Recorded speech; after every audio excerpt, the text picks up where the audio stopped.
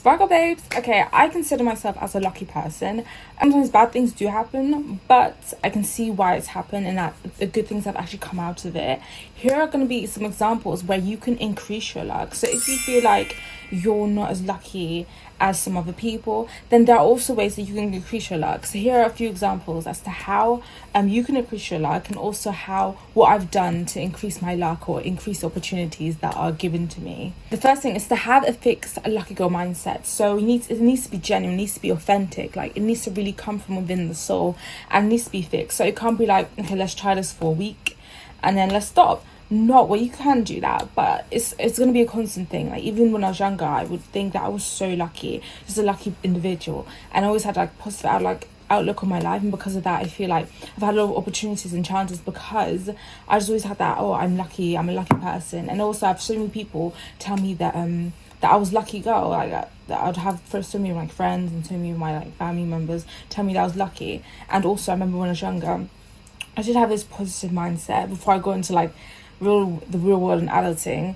I remember I was winning so many competitions, and I did work hard back then, but I was winning so many competitions, just really putting myself out there. And I remember being lucky. It's good to have this mindset, because no matter how bad things get, you can always learn a lesson from it. Next thing I do is I look for opportunities. So for example, if you want to say, let's say you want to win the lottery, you're going to have to actually go out and buy lottery tickets and actually do the action. You can't just assume you want to win a lottery ticket. You have to actually go out and do it, and like put yourself out there. So look for little opportunities. So before I got my current job, I was like turned down for so many things. So some interviews I did get that were like really good jobs, but I wasn't feeling, I was like, something isn't right.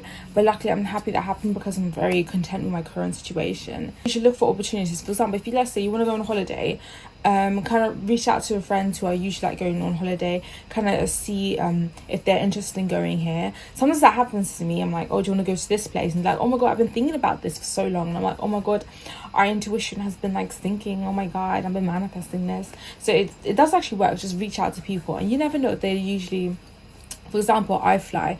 I remember I wanted to go, and I had a feeling to like ask my friend. I was like, do you want to go? And then she was like, yeah, I was talking about this the other day, I want to go. And then we did it. It was just so fun. It was so worth it. And it's because I just reached out, and this kept happening, especially this year. I was reaching out to friends and like new people I've met, and I was like, oh, do you want to do this, do you want to do that? And then they were like, yeah, I've always wanted to do this, which is fabulous. So look for opportunities, and you have to create those opportunities. If you want to go on holiday, you can ask your friends, but also you can look for like enter free holiday competitions, like really increase your luck by looking for the opportunities and actually partaking in them and taking action towards them. Okay, the next thing I do is to have a healthy high self-esteem. So imagine someone is like, usually the people who are usually unlucky, they might have like a low self-esteem, or they've given up because they're like, oh, no matter what I do, I'm just unlucky. And there may be people like that. I don't know if it's like a generational curse or whatever, but I know growing up, I've always had like a healthy self-esteem. I've always my parents never really had to tell me, you work hard, you can do anything in life. And they never really have to boost my confidence. I was like, tell me to work hard. It was kind of just in my blood. It's just always had like a healthy self-esteem.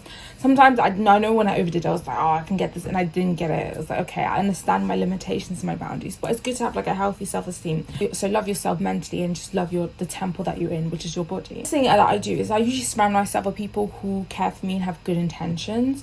But I remember when I was in primary school, I did have a friend at the time, and then I remember when she kept getting annoyed, she always like, I had beads in my hair, if you know, like African beads in my hair, and she always kept like taking one of my like braids and like pulling them every time she got annoyed, or things didn't go her way.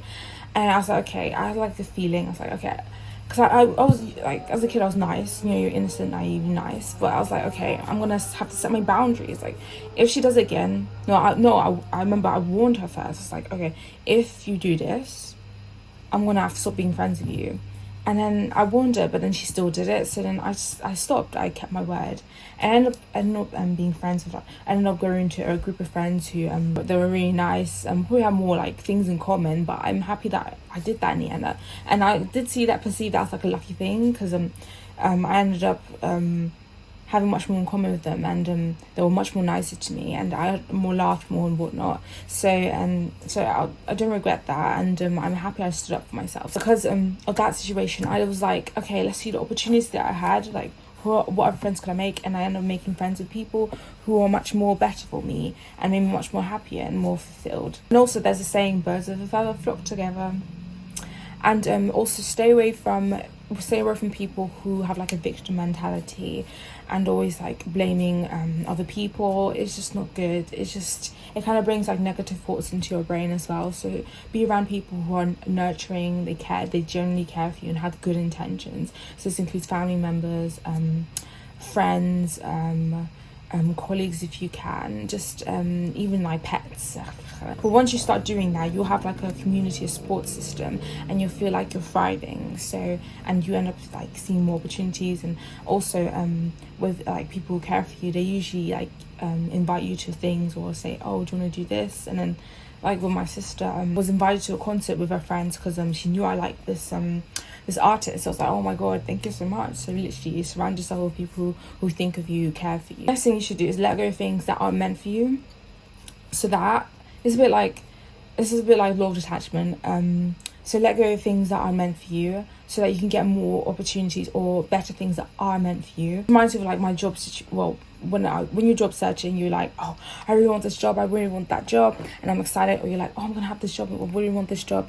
But then you realize that with the job I am, as I said, I'm content. But I look back and I'm like, oh my god, those jobs weren't meant for me. So I'm happy I let go, and I just accepted it and let it go so that I could get better opportunities. So it's a bit like the law of detachment. If you want to know more about it, I did do a video about it, but yeah, I look into the law of detachment. Okay, the next thing you can do is study people who are usually lucky, or study people who usually win things, like let's say lottery and wins and whatnot, or just they always win games and whatnot. Study them and like see why do they always win, or why they're always lucky, and like study them, like who are they surrounding themselves with, what do they do, what environment are they in, how were they raised, look at things like that and see how you can apply it into your life. Maybe there's like a method, or like if they have a faith into spirituality or like manifestation, then maybe start looking into that and seeing if that works for you. But let's just study people who are really lucky and then apply it to your own life. Keep doing that and see how the world changes around you. The next thing you can do is look at the silver lining of everything. Okay, so this is literally this happened the other day. Okay, so oh my god, literally today I'm supposed to go to the Notting Hill Carnival phone party after party, but I don't know, I had a feeling. I was like telling my friend I could go to Ibiza instead.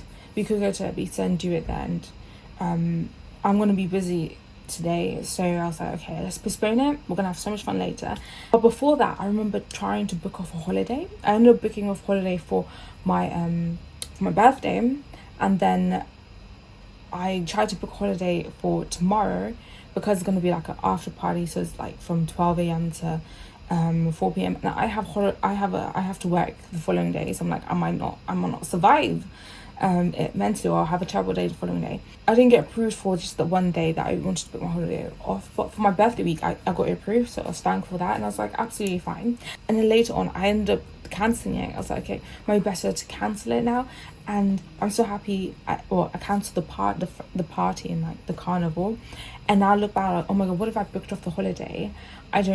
I'm happy they didn't accept it because I'm not even going anymore. So I was like, oh my god, wow, that's amazing. I'm saying by looking at the silver lining of everything. Okay, so even though I didn't get the holiday, I ended up not going anyway. So I was like, oh my god, that's what maybe like the world was telling me, or like it makes so much sense. It makes so much sense now. So you have to look at the silver lining and everything. Think about, why did this thing happen? Am I supposed to learn a lesson from it? Is it supposed to redirect me to a different situation? Or is this supposed to show me that this isn't for me? I tried sixth form twice and I just dropped out in the end because I was like, it's not for me. And it's good because I ended up doing a different route, which was better, much more better for me, and I learned I was much more of a hands-on learner. So I have a positive outlook on life. This can be hard for some people because maybe they had like a terrible childhood, so they always like anticipating bad things to happen, or like they have like very sensitive intuition, so they might be hypersensitive to like everything that happens, which is very anxious. But if you can, try to have a positive outlook in everything. Like, as I said, see the opportunities, and also with like having a positive outlook, you're looking for positive and good things to happen to you. You're expecting those things, and because that, you're most likely going to receive those good things rather than, or I expect negative things to happen, oh this person is suspicious, da, da, da. I feel like that can cause negative situations to happen. But I would say don't overdo, of course. Like I'm not saying telling you to be a positive outlook in everything and not be responsible and be too naive. Like no, have like a healthy amount of like positive outlook in life.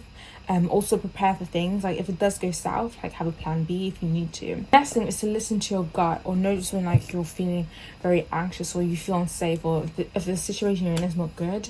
I only say this because I got the feeling, our intuition I got is I look back and I'm like, oh my god, it's usually right. Like I kind of have like an intuition. I didn't want to say it out loud, but I was like, because to be polite or just to not assume things. But then I was like, oh, it did actually happen this way, in the end. And so if you notice that your gut has been correct in plenty of times, then I would say keep following it. Of course, think about the situation logically and why like you're feeling that way, and if this is the case, and ask yourself why your gut is feeling that way. Think about it and think about past like times when your gut's done that and assess the situation and whatnot. But do listen to your gut. Like it is there to, or your gut intuition instinct is there to protect you.